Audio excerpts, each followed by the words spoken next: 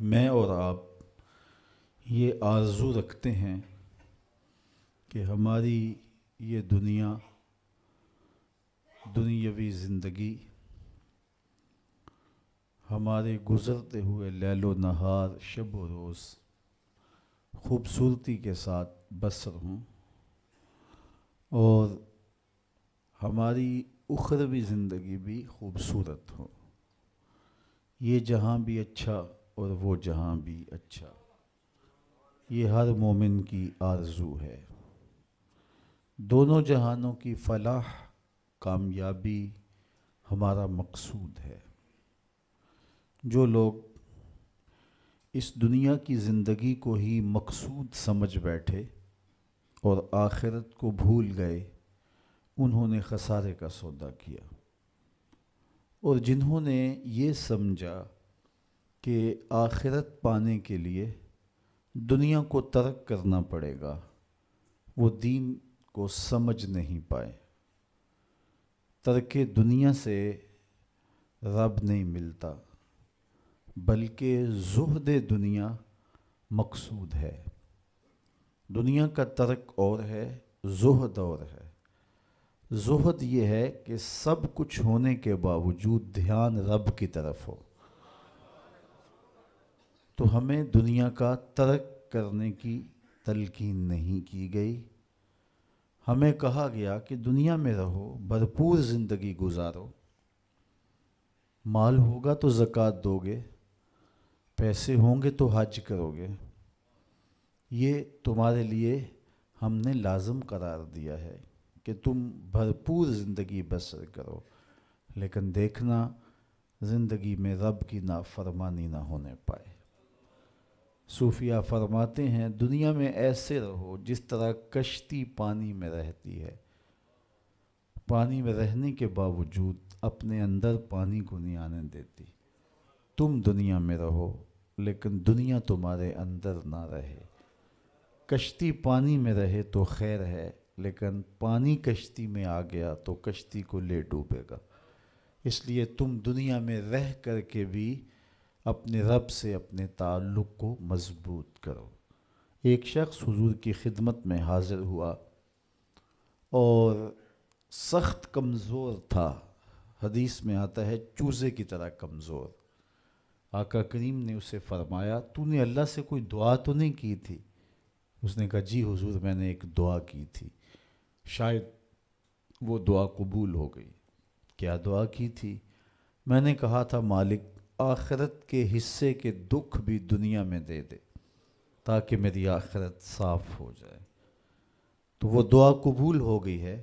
مجھے یہی لگتا ہے اتنے دکھ، اتنے مصائب، آلام، تکلیفیں آ رہی ہیں کہ انہوں نے مجھے توڑ کے رکھ دیا۔ مجھے بیماری کوئی نہیں، لیکن ان مصیبتوں نے میرا وہ حال کر دیا کہ آپ ملاحظہ کر رہے ہیں۔ تو بظاہر بڑی خوبصورت بات تھی، لیکن میرے حضور نے اس کی اس بات کو پسند نہیں کیا اور اسے فرمایا کہ تو نے یہ کیوں کہا کہ آخرت کے حصے کے دکھ بھی دنیا پہ آ جائیں؟ تو نے یہ کیوں نہیں کہا ربنا آتنا فی الدنیا حسنۃ وفی الآخرۃ حسنہ؟ اے اللہ مجھے دنیا میں بھی بہتریاں دے دے، آخرت میں بھی بہتریاں دے دے۔ تو یہاں ذلیل ہونے کے لیے نہیں آئے، یہاں بھی عزتیں ملیں، آخرت میں بھی عزتیں ملیں۔ تو یہ اسلام کا مزاج نہیں ہے کہ رب کو پانے کے لیے دنیا کو ترک کرنا پڑے گا۔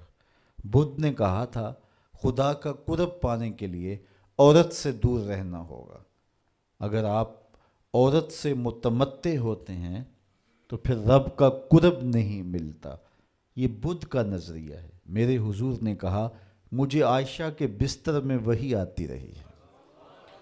تو ہمارا دین کوہ و غار کا دین نہیں ہے، رہبانیت نہیں ہے۔ اسلام ایک بھرپور زندگی گزارنے کا درس دیتا ہے۔ میں نے کل ہی عرض کیا تھا کہ جو لقمہ بیوی کے منہ میں لا کے رکھا جائے وہ بھی صدقہ لکھا جاتا ہے۔ تنہائی میں بیوی سے جو ملاطفت کی جائے، جو محبت کا اظہار کیا جائے، پیار بھری باتیں کی جائیں، اس کا بھی اجر و ثواب مرتب ہوتا ہے۔ تو یہ ہمارا دین ہے. بچوں میں خوش ہوں، بچوں کی اچھی تربیت میں مشغول رہنا نوافل سے بہتر ہے. تو یہ ہمارا دین بھرپور زندگی گزارنے کی تلقین دیتا ہے. تو ہمیں اس دنیا کی بہتری اور آخرت کی زندگی کی بہتری کے طالب رہنا چاہیے. اس دنیا کی بہتریاں بہت ساری ہیں. سب سے بڑی بہتری اس دنیا کی زندگی کی کیا ہے؟ دولت، شہرت، عزت، آبرو. کیا اس دنیا کی سب سے بڑی دولت ہے جو مل جائے تو اس پر بہت زیادہ شکر کرنا چاہیے؟ تو آئیے قرآن کھولیے، سورہ المومنون ہے. ارشاد فرمایا قد افلح المؤمنون، فلاح انہوں نے پائی جنہیں ایمان نصیب ہوا. تو اس کائنات میں سب سے بڑی نعمت جو حضرت انسان کو دی گئی ہے وہ دولت ایمان ہے. قیامت کے دن سب سے بڑی نعمت جو مومنین کو دی جائے گی وہ دیدار الہی ہوگا. تو جو آخرت میں دیدار الہی سے محروم ہو گیا اور دنیا میں ایمان سے محروم ہو گیا وہ حقیقی محروم ہے. ایک شخص چرخ میں اڑتا ہے، ہواؤں میں جھومتا ہے، جھولتا ہے، ہر دولت اس کو میسر ہے، عزت شہرت اس کی باندھی ہے، وقار تکریم اسے حاصل ہے، دنیا جانتی ہے، زمانہ سلوٹ کرتا ہے، جو چاہتا ہے وہ ہو جاتا ہے، ہر عیش و عشرت میسر ہے، لیکن اس کے سینے میں ایمان کا چراغاں نہیں، کوڈی مول نہیں ہے اس کا. اور ایک شخص جھونپڑے میں رہتا ہے، کھانے کے لیے کبھی مل جاتا ہے کبھی نہیں بھی ملتا، دنیا اسے پہچانتی بھی نہیں ہے، وہ معروف شخص بھی نہیں ہے، لیکن اس کے سینے میں ایمان کا چراغ ہے، وہ خوش نصیب شخص ہے. میرے حضور کا ایک فرمان سنیے. حضور نے فرمایا میرے دوستوں میں سے قابل رشک دوست وہ ہے. حضور نے فرمایا میرے دوستوں میں سے جس کو حضور دوست کہیں اس کی تو پھر قسمت پہ ناز کرنا چاہیے. کہا میرے دوستوں میں سے جو قابل رشک دوست ہے وہ ہے جس کا سامان دنیا تھوڑا ہے، نمازیں زیادہ ہیں. جب وہ چلتا ہے تو اس کی طرف اشارہ بھی نہیں ہوتا، یہ فلاں صاحب جا رہے ہیں. کوئی ایسا معروف شخص نہیں، کوئی بہت عہدہ ساتھ نہیں لگا ہوا کہ جب چلے تو لوگ کہیں یہ فلاں جا رہے ہیں. اللہ اکبر. پھر میرے حضور نے فرمایا کہ ثم نقد بیدہ، حضور نے ہاتھ سے چٹکی بجائی، ثم نقد بیدہ، ہاتھ سے چٹکی بجائی، اور پھر فرمایا اس کو موت بھی ایسے ہی آئی، اس کو موت بھی ایسے ہی آئی. پھر فرمایا قلت بواکی ہے، اس کو رونے والے بھی تھوڑے ہی تھے، اس کو رونے والے بھی زیادہ نہیں تھے. قلت تراثہ، اس کی وراثت بھی بہت لمبی نہیں نکلی. فرمایا میرے دوستوں میں قابل رشک دوست دیکھنا ہے تو یہ اس کا جنازہ جا رہا. تو ہماری سب سے بڑی دولت ایمان کی دولت ہے، نمازوں کی دولت ہے، شرافت کی دولت ہے. یہ دولتیں ہمیں جمع کرنی چاہیے. سویر سے لے کر شام تک دونوں ہاتھوں سے ہم امیر بننے کی دوڑ میں لگے ہوئے ہیں، کوشش کر رہے ہیں دولت جمع ہو جائے، دونوں ہاتھوں سے اکٹھی کر رہے ہیں، امیر بن جائیں، دولت مند بن جائیں.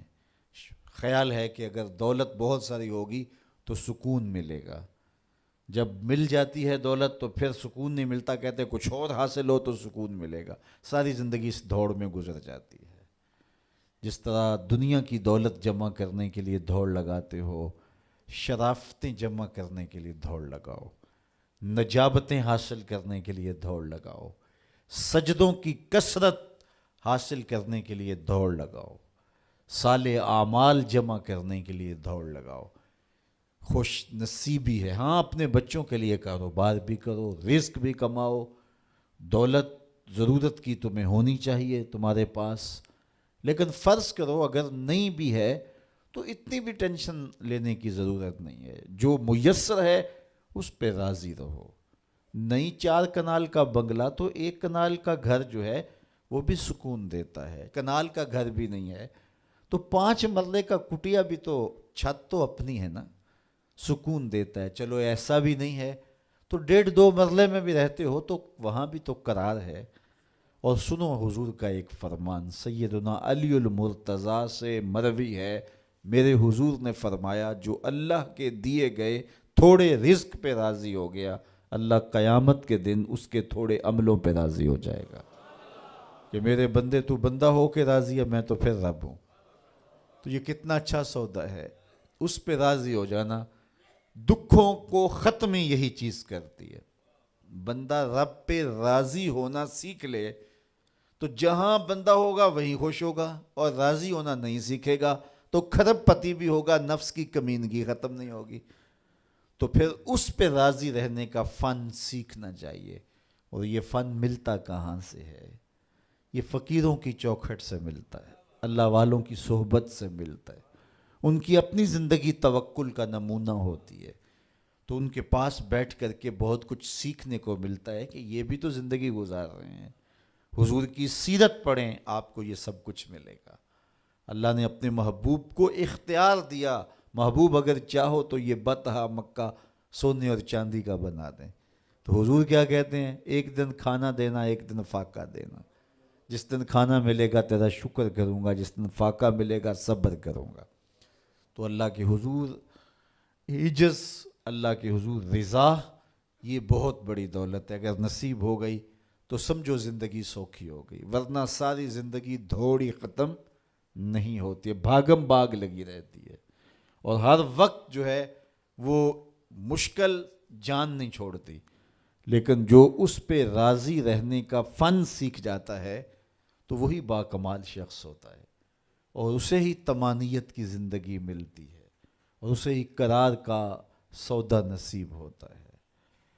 شاہ جہاں راوی کے کنارے ٹہل رہا تھا تو اس نے دیکھا کہ وہاں ایک فقیر ریت پہ سویا ہے. تو اس نے اس کو کہا کہ بابا زندگی کیسی گزر رہی ہے؟ اس نے دیکھا اور مسکراتے ہوئے کہا کچھ تو تیرے جیسی گزر رہی ہے, کچھ تیرے سے بہتر بھی گزر رہی ہے. تو بادشاہ کو بڑی حیرت ہوئی, اس نے سمجھا یہ مجھے پہچانا نہیں. فقیر کو کیا پتہ ہے شہنشاہ کیا ہوتے ہیں.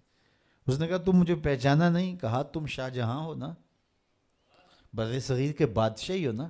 کہا ہاں ہاں. تو پھر تم نے کیسے کہہ دیا کہ کچھ تیرے جیسی کچھ تیرے سے بہتر؟ میرے جیسی زندگی کا تصور نہیں ہو سکتا, اور تم بہتر کی بات کر رہے ہو. محلات کی زندگی دیکھی ہے تم نے؟ شاہی خدمت گزاروں کے رنگ دیکھے ہیں؟ آبنوسی جو ہے وہ پنکھیوں پر خادماؤں کے انداز دیکھے ہیں؟ تمہیں کیا پتا کہ شاہی زندگی کیسے ہوتی ہے؟ کہا بادشاہ جب رات پڑتی ہے اور تو مخملی اور خوبصورت بستروں پہ سوتا ہے, پھولوں کی لگی ہوئی سیج پہ لیٹتا ہے, میں اس ریت پہ سو جاتا ہوں, اور جب نیند آ جاتی ہے تمہیں بھی خبر نہیں ہوتی کہاں پڑا ہوں, خبر مجھے بھی نہیں ہوتی. اس وقت میری اور تمہاری زندگی ایک جیسی گزر رہی ہوتی ہے. تو کہا میرے سے بہتر؟ کہا جب سحری کا وقت ہوتا ہے تم سو رہے ہوتے ہو, میں اٹھ کے اس سے لو لگا دیتا ہوں, یہ میرا وقت تیرے سے بہتر گزر رہا ہوتا ہے. تو جب انسان اس پہ راضی ہو جائے تو پھر اس کو زندگی گزارنے کا مزہ آتا ہے. بات لمبی نہ ہو تو سب سے قیمتی اثاثہ جو ہمیں دیا گیا ہے وہ ایمان ہے. اللہ تعالیٰ کا شکر ہے, ہم بڑے غریب ہوں گے, ہم میں سے بہت سارے لوگ مقروض بھی ہوں گے, بہت سارے لوگ ایسے ہوں گے جن کا ذاتی گھر نہیں ہوگا, کرائے پہ رہتے ہوں گے, بہت سارے لوگوں کے کندھوں پر بیٹیوں کی شادیوں کا بوجھ بھی پڑا ہوگا کہ اتنی بڑی ذمہ داریاں ہیں, میں نے ان کو نبھانا ہے.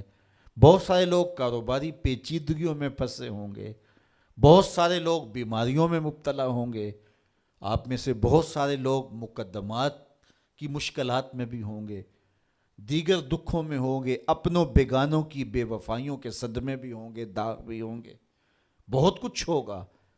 لیکن یہ ساری پریشانیاں ایک طرف, اس بات کا شکر ادا کیجئے اللہ نے ہمیں ایمان کا نور عطا فرمایا. ہمارے سینے ایمان کے نور سے خالی نہیں ہیں. میرے والد گرامی اللہ ان کی قبر پہ کروڑوں رحمتوں کا نزول کرے. ایک شعر جھوم کے پڑھا کرتے تھے, محمد جان جانا ہے پیغمبر ہو تو ایسا ہو. رسولوں کی بشارت سے مبشر ہو تو ایسا ہو، امر توقیر کا سب کو موکر ہو تو ایسا ہو، کیا ہم کو غلام ان کا مقدر ہو تو ایسا ہو۔ تو یہ ہمارے بخت کہ ہمیں حضور کا غلام ہونے کی سعادت بخشی گئی۔ قد افلح المؤمنون، فلاح انہوں نے پائی جو اہل ایمان ہیں۔ الذین هم فی صلاتہم خاشعون، یہ وہ خوش نصیب لوگ ہیں جو نماز میں خشوع کرتے ہیں، گڑ گڑاتے ہیں، اللہ کے حضور عاجزی کرتے ہیں، ان کی آنکھیں آنسوؤں کا خراج دیتی ہیں، عجز کرتے ہیں اس کے حضور۔ یہ سعادت مندی ہے، نماز میں خشوع نصیب ہو جانا۔ میرے حضور نے ارشاد فرمایا، جب حضرت جبریل حضور کے پاس آئے اور حضور کی خدمت میں ادب سے بیٹھ گئے تو انہوں نے کچھ سوال پوچھے، تو ان سوالوں میں سے ایک سوال یہ تھا کہ حضور مجھے احسان کے بارے میں خبر دیجئے۔ تو آقا کریم نے ارشاد فرمایا کہ تو اپنے رب کی عبادت اس طرح کرے کہ تو اسے دیکھتا ہے، اور اگر یہ کیفیت پیدا نہیں ہوتی تو کم از کم یہ کیفیت پیدا ہو کہ وہ تمہیں دیکھ رہا ہے۔ تو جب یہ تصور ہوتا ہے کہ وہ ہمیں دیکھ رہا ہے تو پھر حرکات و سکانات مرتب ہو جاتی ہیں۔ ہم جاتے ہیں نا کسی جگہ پہ تو وہ کہتے ہیں جناب آپ لائیو جا رہے ہیں، تو پھر کپڑے سوار کے بیٹھ جاتے ہیں، اعضاء کا جو ہے وہ نظم قائم رکھتے ہیں کہ اتنے لوگ دیکھ رہے ہیں تو ہم اپنی حرکات و سکانات کو مرتب رکھیں، منظم رکھیں۔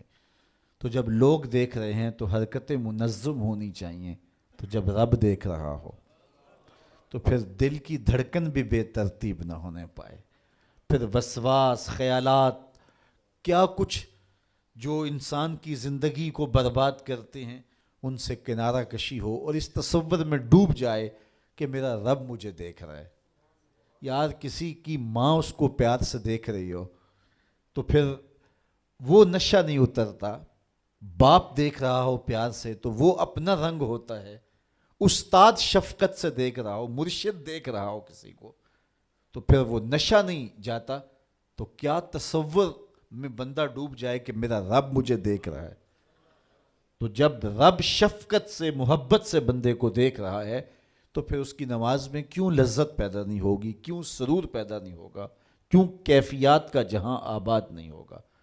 تو فرمایا کہ وہ پھر خشوع کرتے ہیں، گڑ گڑاتے ہیں، روتے ہیں، عجز و انکساری کرتے ہیں۔ ان کی نمازیں پھر کس انہماک کے ساتھ، کس محبت کے ساتھ، کس پیار کے ساتھ ادا ہوتی ہیں، ان کے سجدوں کی کیفیت کیا ہوتی ہے۔ ایک روایت میں آتا ہے بندے کو پتہ چل جائے سجدے میں جو اس پر رحمتیں اترتی ہیں تو وہ سجدے سے سر ہی نہ اٹھائے، اتنی رحمتیں اس کے اوپر نازل ہو رہی ہوتی ہیں۔ تو وہ اپنی نمازوں میں خشوع کرتے ہیں، للہیت کے ساتھ، خلوص کے ساتھ، عجز و انکساری کے ساتھ، گڑ گڑاتے ہوئے، روتے ہوئے۔ اللہ اکبر۔ حضور علیہ الصلوۃ والسلام جب نماز پڑھتے تھے تو ایسے لگتا تھا جس طرح حضور کے سینے میں ہنڈیا پک رہی ہے، اس طرح حضور علیہ الصلوۃ والسلام کا جو سینہ اطہر خوف خدا سے، خشیت الہی سے جو ہے وہ اس طرح حضور کے سینے کی کیفیت تھی، ہنڈیا کے ابلنے کی جس طرح آواز ہوتی ہے۔ اللہ اکبر۔ والذین هم عن اللغو معرضون، اور ان خوش نصیب لوگوں کی کہانی یہ ہے کہ بیہودہ بات کی طرف التفات نہیں کرتے، ان کی زندگی مقصدیت کے نور سے مالا مال ہوتی ہے۔ یہ بات کی، ادھر کی اڑا دی، چائے والے کھوکھے پہ بیٹھے 3 گھنٹے گزار دیے، حمام پہ بیٹھے 2 گھنٹے گزار دیے، فضولیات پہ بحث کرتے رہے۔ ان کی زندگی اتنی فضول ہوتی ہے کہ وہ بیہودہ کاموں پہ وقت لگا دیں۔ وقت تو سب سے قیمتی اثاثہ ہے، قیمتی اثاثہ، سب سے قیمتی کمائی۔ انسان یوں تو نہیں اڑاتا، تو سب سے قیمتی اثاثہ جو ہمیں دیا گیا وہ وقت۔ امام شافعی فرماتے ہیں میں نے فقیروں سے 2 باتیں ایسی سیکھی ہیں جنہوں نے مجھے بڑا نفع دیا ہے۔ چونکہ جو اہل اللہ کی باتیں ہوتی ہیں وہ باتوں کی امام ہوتی ہیں، چونکہ ان کے مشاہدات کا نچوڑ ہوتا ہے۔ حضرت امام احمد بن حنبل حضرت بشر حافی کے پیچھے دوڑتے تھے تو کسی نے ان کو کہا کہ آپ اتنے بڑے عالم ہیں تو اس فقیر سے کیا تلاش کرتے ہیں؟ تو امام احمد بن حنبل فرمانے لگے کہ احمد بن حنبل جس رب کو مانتا ہے بشر حافی اس رب کو جانتا بھی ہے۔ تو ان سے بڑی باتیں ملتی ہیں ہمیں۔ تو کہا فقیروں کی دو باتوں نے مجھے بڑا ہی فائدہ دیا، ان میں سے ایک بات یہ، الوقت سیف قاطع، وقت کاٹ دینے والی تلوار ہے، اگر وقت کو تم نہیں کاٹو گے تو وقت تمہیں کاٹ دے گا۔ کہا اس بات نے مجھے بڑا نفع دیا اور میرا وقت بچایا، ورنہ ہمارا کتنا وقت برباد ہو جاتا ہے۔ کس نے کتنے سکور کیے جی، کس نے کتنے جو ہے وہ آؤٹ کیے، اور کون کس میچ میں کتنے جو ہے اس نے سکور بنائے، اس پہ میں نے دیکھا 2-2 گھنٹے لوگ بات کر لیتے ہیں۔ اتنا وقت لوگوں کے پاس ہوتا ہے؟ مقصد کیا ہے اس کا، مدعا کیا ہے؟ ٹیلی ویژن پہ ٹاک شوز چل رہے ہوتے ہیں ایسے موضوعات پہ، تو حیرت ہوتی ہے کہ اتنا قیمتی وقت، اور ہم بحیثیت قوم کھڑے کہاں ہیں اس وقت دنیا میں، اور ہمارے پاس اتنا زائد وقت ہے کہ ہم کن امور پہ بحث کر رہے ہیں۔ کوئی بندہ باہر سے آیا نا تو اس نے دیکھا کہ پھاٹک بند ہے اور لوگ سائیکل سر پہ اٹھا کے اور موٹر سائیکل بھی جو ہے وہ کسی طرح سے گھسیٹ کے جو ہے وہ ریلوے لائن عبور کر رہے ہیں، تو وہ بڑا متاثر ہوا کہ اتنی ذمہ دار قوم ہے کہ جو گاڑی کے آنے کا انتظار بھی نہیں کرتی، اور ان کو اپنے مقصد پر جانے کے لیے، کام پر جانے کے لیے اس قدر ان کو جلدی ہے کہ یہ سائیکل بھی سڑک پہ اٹھا کے سڑک عبور کر رہے ہیں۔ تو خیر جب پھاٹک کھلا تو وہ گیا تو دیکھا آگے بندریا کا تماشا لگا تھا، 600 آدمی وہاں کھڑا تھا۔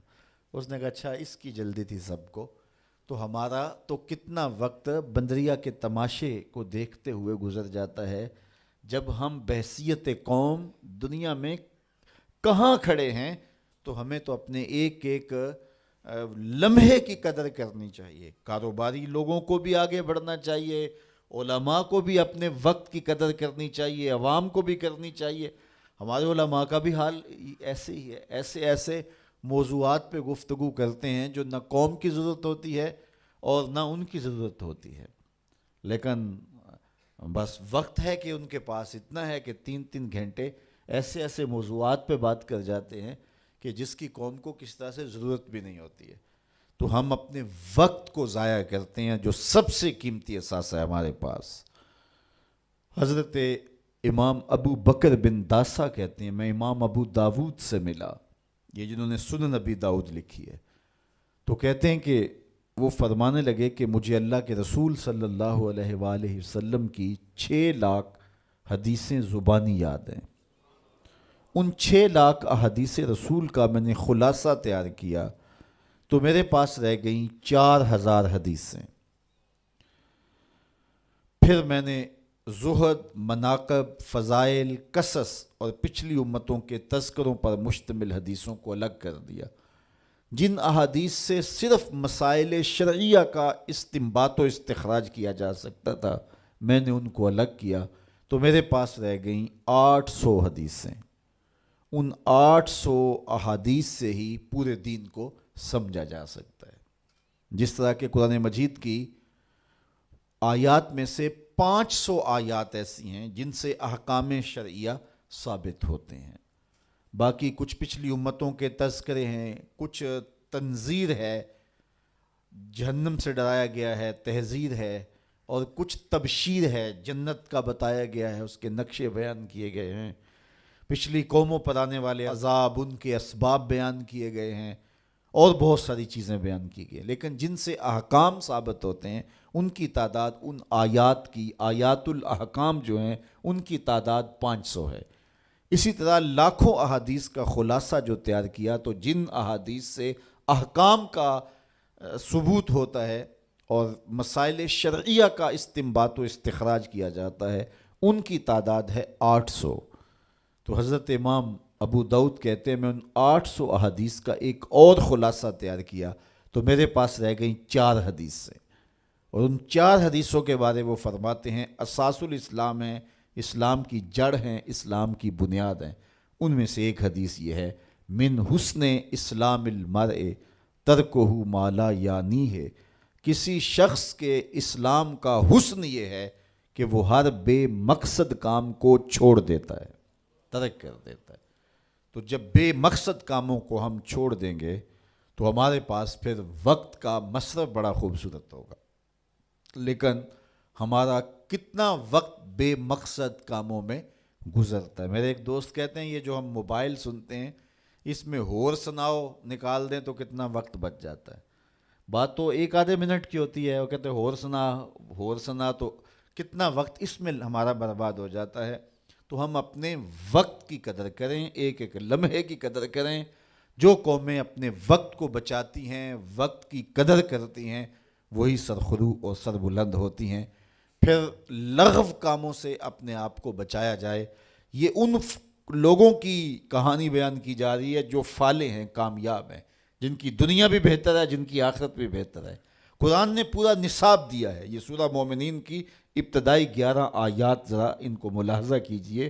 کامیاب شخص جو دنیا اور آخرت دونوں میں فالح اور کامیاب ہے، اس کی صفات کیا ہیں، ان کو ہم اختیار کر لیں۔ یہ اتنی بڑی باتیں ہیں کہ ہماری زندگی کو نور دینے کے لیے یہ باتیں کافی ہیں، چونکہ یہ ہمارے رب نے ہماری رہنمائی فرمائی ہے۔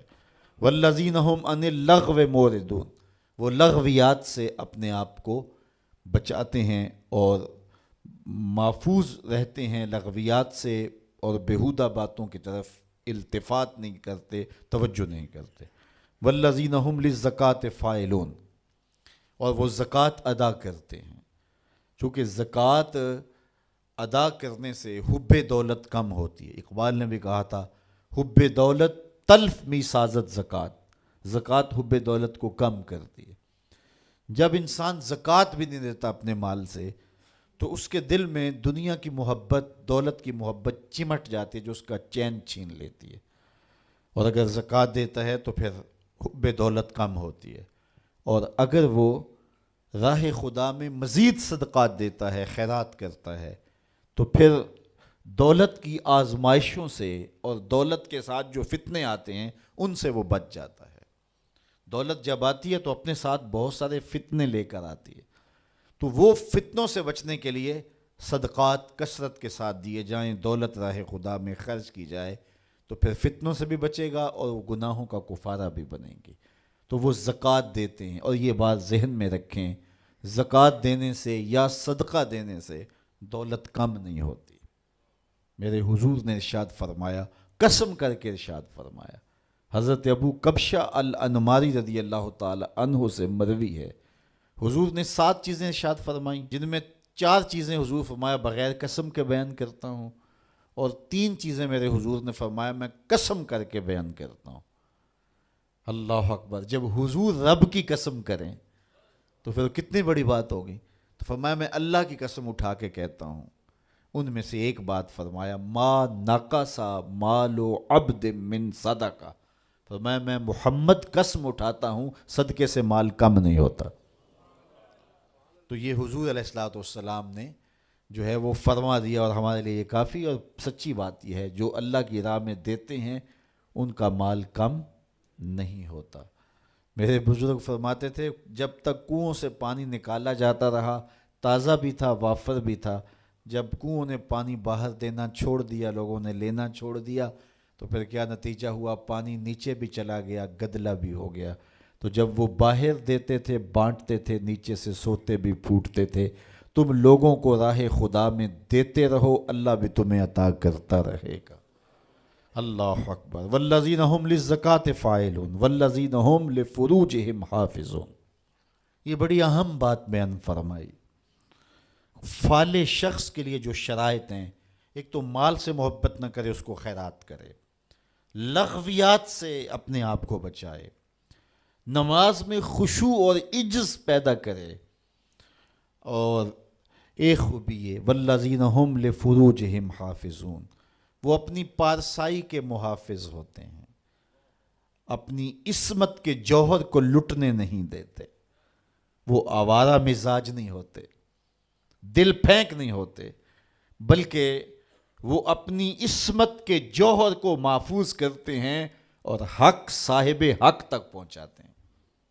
میرے حضور نے ارشاد فرمایا جو تمہارے 2 جبڑوں کے درمیان ہے، یعنی زبان، اور جو 2 ٹانگوں کے درمیان ہے تمہاری پارسائی کی جگہ، ان دو چیزوں کی تم مجھے ضمانت دے دو، میں محمد تمہیں جنت کی ضمانت دے دیتا ہوں۔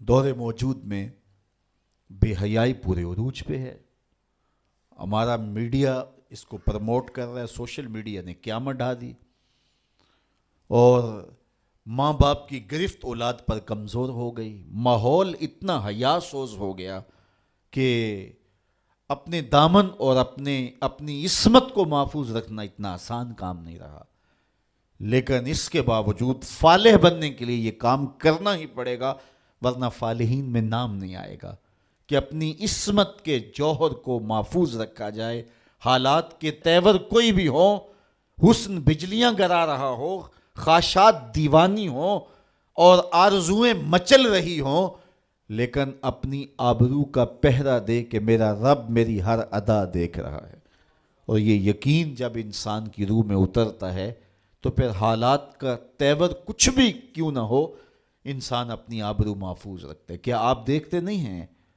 کہ حیا سوز ماحول میں بت کے اوپر موٹا کھیس ڈال کر دروازے بند کر کے زلیخا بولتی ہے، قالت ہے تلک یوسف، اب تو آ جاؤ نا، اب تو کوئی نہیں دیکھ رہا، اور پھر وہ شاہی محل کی شہزادی ہے، اور جناب یوسف جوان رانا ہیں، لیکن جب اس نے دعوت پیش کی ہے حسن قدموں میں بچھنے کے لیے، خود بے تاب ہے، تو جناب یوسف کیا بولے؟ قال معاذ اللہ، کہا میں اللہ کی پناہ میں آتا ہوں۔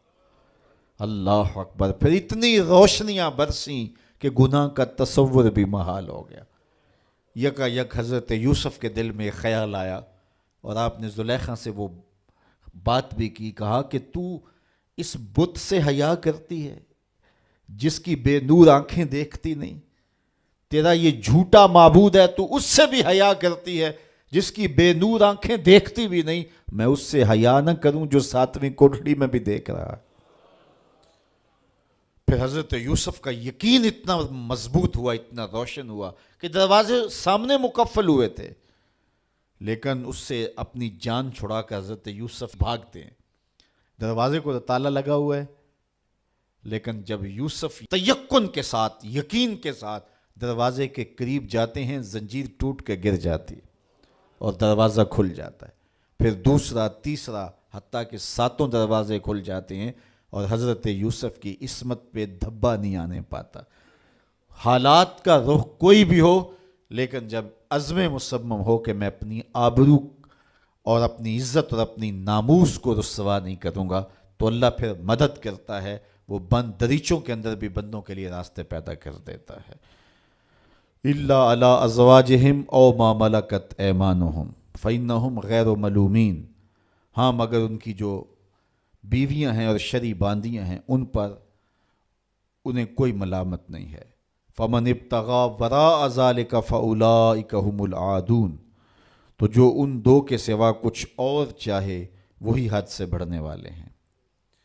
والذین هم لاماناتہم وعہدہم راعون،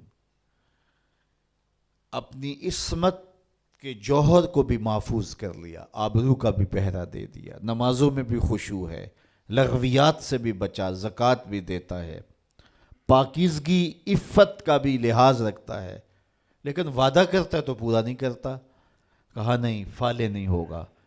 فلاح کی منزل تک پہنچنے کے لیے عہد کو پورا کرنا پڑے گا، امانتیں تمہارے گھر میں رکھی ہیں تو ان کو ادا کرنا پڑے گا، خیانت نہیں کرنی، امانات کو ادا کرنا ہے اور عہود کو پورا کرنا ہے۔ اللہ اکبر۔ والذین هم علی صلواتہم یحافظون، اور وہ جو اپنی نمازوں کی نگہبانی کرتے ہیں۔ نماز کا ذکر دوسری مرتبہ آ گیا، اس سے سمجھ میں آیا کہ نماز کتنی اہم ہے۔ ان 11 آیات کے اندر جو ہماری فلاح کا پورا نصاب ہے، نماز کا ذکر 2 دفعہ آیا، پہلے آیا نمازوں میں خشوع کرتے ہیں، اور دوسری بار ارشاد فرمایا نمازوں کی حفاظت کرتے ہیں۔ اگر کسی کو خشوع نصیب نہیں بھی ہو سکتا، وہ کیفیت کہ وہ رب کو دیکھے، یا وہ کیفیت اس کیفیت میں ڈوب جائے کہ وہ مجھے دیکھ رہا ہے، لیکن اس کے باوجود بھی نماز ترک نہ کرے، پھر بھی نماز کی محافظت کرے۔ محدث کچھوچوی علیہ رحمہ کا واقعہ بیان کیا کرتا ہوں، ان سے ایک مرید نے کہا حضرت نماز پڑھتا ہوں لطف نہیں آتا، تو آپ نے فرمایا اس کے باوجود پڑھتے تو ہو نا؟ کہا جی وہ تو اللہ کا حکم ہے، وہ تو پڑھتا ہی ہوں۔ تو حضرت محدث کچھوچوی علیہ رحمہ جھومنے لگے، کہا واہ واہ، تم پھر لطف کے بندے نہیں رب کے بندے ہو۔ لطف نہیں بھی آتا تو پھر بھی پڑھتے ہو، اس کا مطلب تم لطف کے لیے نہیں پڑھتے، تم تو رب کے لیے پڑھ رہے ہو۔ تو میاں نہ بھی خشوع پیدا ہو پھر بھی نمازوں کی محافظت کی جائے۔ جب اللہ کا نمائندہ پکارے حی علی الصلاۃ حی علی الفلاح، سستی ہو، کسل ہو، بیماری ہو، جی نہیں بھی چاہ رہا، پھر بھی اٹھ کے چلے جاؤ۔ کیوں جا رہے ہو؟ اللہ کا حکم ہے۔ اللہ اکبر۔ تو نمازوں کی محافظت ضروری ہے۔ اس شخص سے بڑا بد نصیب کوئی نہیں کائنات میں جو شخص اللہ کی حضور جھکنا نہیں جانتا۔ کہتے ہیں بڑا اچھا ہے، بڑا اچھا ہے، رب کے حضور جھکتا ہے؟ نہیں جھکتا، نہیں اچھا ہے۔ جو اپنے مالک کا شکر گزار نہیں ہے تو وہ کس طرح اچھا ہو سکتا ہے؟ تو رب کی حضور سجدہ ریزی جس کو میسر ہے وہ خوش نصیب شخص ہے، اور جس کو یہ دولت ہی نصیب نہیں ہے اس کے پلے کچھ بھی نہیں ہے۔ تو 5 گانا نماز شعار زندگی بناؤ، سونے سے قبل 5 انگلیاں بھی گن لو اور 5 نمازیں بھی گن لو۔ اگر نمازیں پوری ہے تو رب کا شکر ادا کر کے سو جاؤ، آپ کا دن اچھا گزر گیا۔ لیکن اگر 5 نمازیں نصیب نہیں ہیں تو پھر کچھ بھی پلے نہیں ہے۔ قیامت کے دن بندے سے سب سے پہلا سوال ہی نماز کا پوچھا جائے گا، سب سے پہلا سوال نماز کا پوچھا جائے گا۔ تو اس کے حضور پیشانی کو جھکانا۔ جب صبح طلوع ہوتی ہے نا تو چڑیاں رب کی تسبیح بولتی ہیں شاخوں پہ، یہ فاختائیں تسبیح بولتی ہیں، اشراط الارض تسبیح بولتے ہیں، بلوں سے سر نکال کے چونٹیاں رب کی تسبیح اور اس کی تقدیس کے ترانے پڑھتی ہیں۔ اس شخص سے بد نصیب کون ہوگا جس کے گھر سے خراٹوں کی آواز آتی ہے، اور اس سے بڑا خوش نصیب کون ہوگا ادھر پو پھٹ رہی ہوتی ہے، ادھر مصلے بچھنے لگ جاتے ہیں۔ اور آج کل تو سحری کے لمحے میسر ہوتے ہیں، اٹھنا بھی نصیب ہوتا ہے، تو کتنے خوش نصیب ہیں کہ جنہیں سحری کے سجدے مل جاتے ہیں۔ میں ایک روایت میں پڑھا ہے جب سحری کا وقت ہوتا ہے تو شوہر اپنی بیوی کو اٹھاتا ہے، بیدار کرتا ہے، اللہ کی بندی اٹھ، اللہ کے حضور کچھ نوافل ادا کر لیں۔ سارے دن کی تھکی ہوئی خاتون نہیں اٹھ پاتی تو وہ خود ہی وضو کر کے نماز پڑھنے کے لیے مصلی بچھا لیتا ہے، لیکن وضو کرتے ہوئے اس کے دل میں آتا ہے بیوی کو بھی اس نیکی میں شامل کرنا ہے، میں نے بڑا بیدار کرنے کی کوشش کی، وہ اٹھی نہیں ہے۔ پیار ہے، حقیقی پیار ہے۔ اللہ اکبر۔ ایک شوہر نے اپنی بیوی سے کہا کہ تم مجھ سے پیار کرتی ہو؟ اس نے کہا میں ٹوٹ کے چاہتی ہوں تمہیں۔ اس نے کہا تو میں بھی آپ سے بڑا پیار کرتا ہوں۔ تو اس نے کہا کہ میرا جی چاہتا ہے کہ ہم کبھی بھی جدا نہ ہوں۔ اس نے کہا کہ میرا بھی یہی جی چاہتا ہے۔ اس نے کہا پھر نماز پڑھا کر، اگر نماز نہیں پڑھے گی تو تو جہنم میں ہوگی، میں جنت میں ہوں گا۔ اس لیے اگر ہم اکٹھے رہنا چاہتے ہیں تو پھر ہمیں نماز پڑھنی ہوگی۔ تو اس کا جی چاہا، پیار تو یہ ہے نا کہ میری بیوی کہیں محروم نہ رہ جائے، تو وہ چلو میں تھوڑا سا پانی وضو کے بعد لے آیا اور اپنی بیوی کے چہرے پہ چھڑک دیا اور خود مصلی بچھا کے نماز پڑھنے لگا۔ اب بیوی اٹھی دیکھا تو شوہر نماز پڑھ رہا ہے، تو وہ بھی جلدی سے اٹھی، اس نے وضو کیا اور شوہر کے قریب ہی مصلی بچھا لیا۔ ذرا تصور تو کرو ان لمحوں کا کہ سحری ہے، کوئی دیکھنے والا نہیں ہے، ایک طرف شوہر کا مصلی بچھا ہے، ایک طرف بیوی کا مصلی بچھا ہے، کبھی وہ سجدے میں ہے، کبھی وہ قیام میں ہے، کبھی وہ رکوع میں ہے، کبھی وہ قومے میں ہے، کبھی وہ جلسے میں ہے، کبھی وہ اللہ کے حضور جھکی ہوئی ہے۔ تو جب دونوں نماز پڑھ رہے ہوتے ہیں، حدیث میں آتا ہے دونوں کو دیکھ کے رب مسکرا رہا ہوتا ہے، اپنی شان کے مطابق اللہ مسکرا رہا ہوتا ہے کہ میرا بندہ اور میری دہلیز کی باندی کس طرح میرے حضور سجدہ ریز ہے۔ تو خوش نصیب وہ ہیں جنہیں اس کے حضور سجدہ ریزیاں نصیب ہوتی ہیں۔ اولئک ھم الوارثون، اللہ فرماتا ہے یہی لوگ جنت کے وارث ہیں جن میں یہ خوبیاں ہیں، جو نمازوں میں خشوع کرتے ہیں، لغویات سے بچتے ہیں، زکوٰۃ ادا کرتے ہیں، شرمگاہوں کی حفاظت کرتے ہیں، امانتیں ادا کرتے ہیں، عہد پورے کرتے ہیں، نمازوں کی محافظت کرتے ہیں، یہ وارث ہیں۔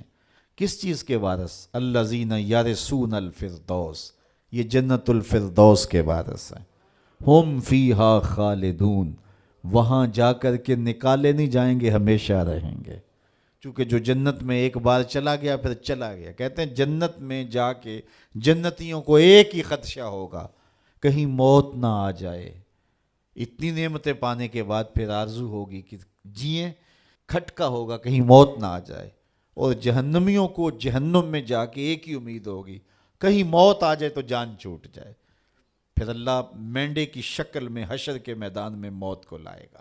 جنتی جنت سے، جہنمی جہنم سے دیکھ رہے ہوں گے، پھر موت کو ذبح کر دیا جائے گا۔ روایت میں آتا ہے اگر خوشی سے مرا جاتا تو جنتی خوشی سے مر جاتے، لیکن چونکہ موت کو موت آ گئی ہے اس لیے موت نہیں ہے۔ اور اگر دکھ سے مرا جاتا تو جہنمی صدمے سے مر جاتے، لیکن موت کو موت آ چکی ہے۔ تو جنت میں جائیں گے پھر رہیں گے بھی ہمیشہ۔